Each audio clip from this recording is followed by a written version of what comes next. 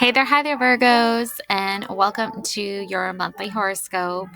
I'm making this video different than the others because I ran out of storage space. Yay! So, up first, I have for you the Ten of Wands. Okay, so this Ten of Wands is a huge indicator to me that you are possibly working much harder than you're used to or that you would like to.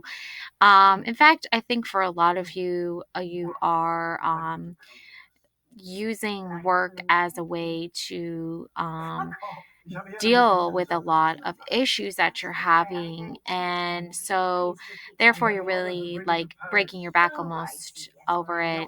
I think if you want to do the work, that's great. But I also think if you have if there's a lot of issues that you're having with working this hard, then don't push yourself past your limits. Know your own limits. Um, the Sun card. Okay, so this is a beautiful card. This is a beautiful energy here coming through here. And this card tells me that you have a lot to offer yourself. Like, you have a lot to offer yourself.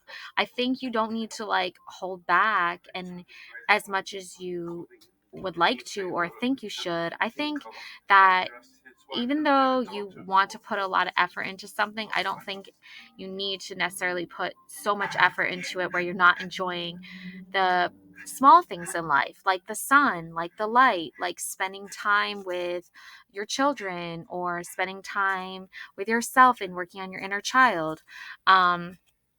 So I think that if you want to, you should try to um, alleviate some of the pain from working so much by focusing on this sun card, the sun energy. Okay. Um, and then Ace of Wands. Okay, so this is a really good card to come up in your reading. And I think with this card, I think that you need to know and realize that you have a lot of inner strength and you have a lot of inner wisdom, and you don't need to like literally use all of your energy. You can just focus on one energy at a time. So like if you're feeling restless and you want to get up and you want to move around, then do that. But if you also want to rest and relax and just like meditate or read a good book or listen to a really good show, then that's what you can do too. You don't need to focus on so many different things as once. I know that there is a lot still to do. There's still a lot of unpacking. There's still a lot of like unpacking of emotions. There's still a lot of like physical working labor projects that can be done, but those things can wait. Okay, you can enjoy the day, do one project at a time, and then the next day do the next project, and just move forward from there. Basically, essentially, is what that means. Um, and then I have for you the Two of Cups. So, this Two of Cups is for you to like be a little more less serious when it comes to like how you earn your income. So, obviously take yourself seriously, but I don't think you need to stop having fun or you don't need to like lighten up and let loose in order to bring in income. Like, a lot of people can make their careers and make their money off being silly and fun and creative.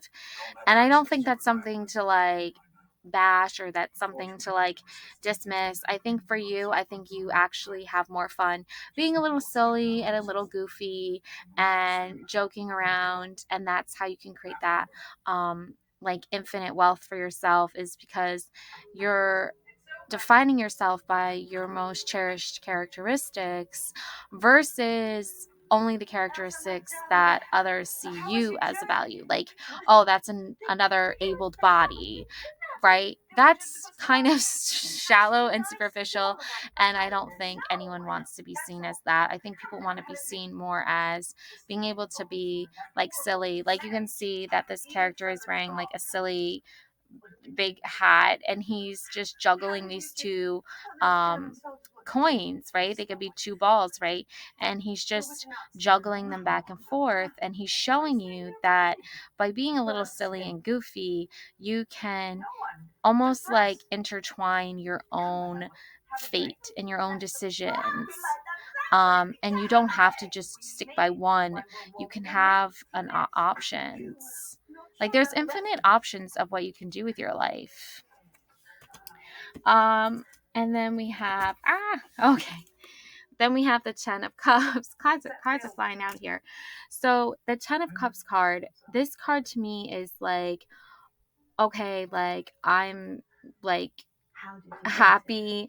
I'm raising my arms up to the heavens with the children playing, and my husband's spouse next to me by my side, and it's just like such a beautiful energy, and it's a beautiful card. And you can see that the rainbow arch overhead is like this beautiful light of rainbow energy. Like I think other people get jealous sometimes of your happiness, and so they wish that like you didn't see the world so optimistically, or like the rainbow energy wasn't so much there.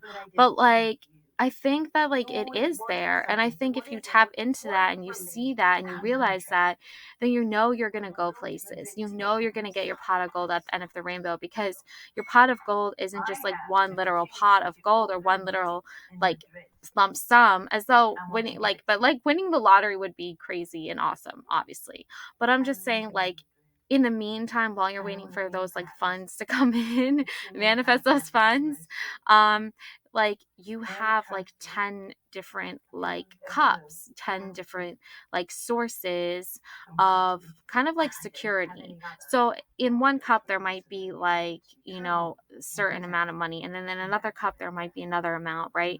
No one cup is greater than the other.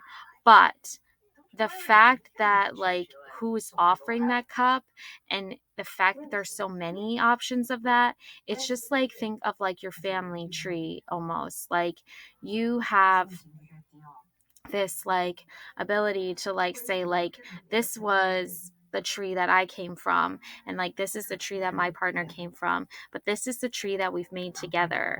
And we're creating this beautiful like rainbow tree, this rainbow unicorns and magic and lollipops and sunflowers and daisies sort of energy. We're like not going to just settle for like one option that's only going to serve one of us. We're serving up a whole bunch of options that will just like flourish into our children, and they will just like inherit our wisdom, they will inherit our strength, they will inherit our rainbow energy of believing in rainbows and literally looking for the rainbows in a storm, right? After the storm has passed, there are certain people in this world that will like be like searching for the rainbow, like literally looking for it. And like there's other people that even it won't even like phase them, like it won't even matter to them. So I think that's something to consider. um and then we have the Three of Cups. So the Three of Cups, that energy is like very straightforward, of handing someone like literal money and getting exactly the same thing back, like exactly what you paid for. There's not like, oh, here's some money, do whatever you want. Like, no, it's like, I want this specific thing done. And I think because like it's in like kind of like a church cathedral, there's like a monk there, there's like a patron, and then there's like the artist.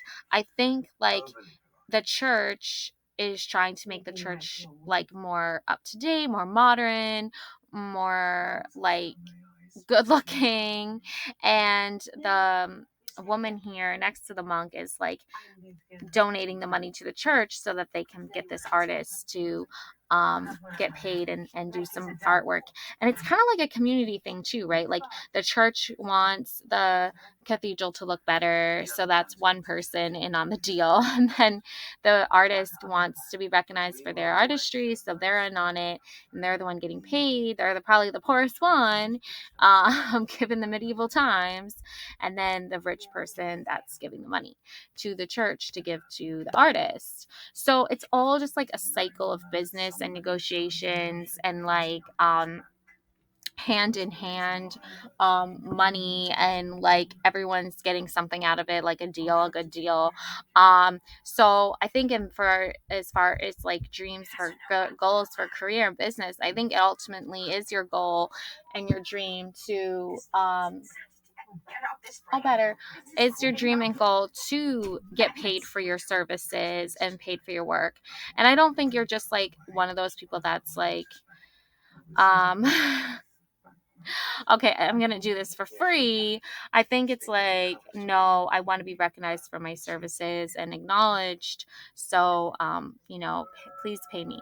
Like, even if it's a church, it's still a business technically. So, the charitable thing to do would be to pay the artists for their services.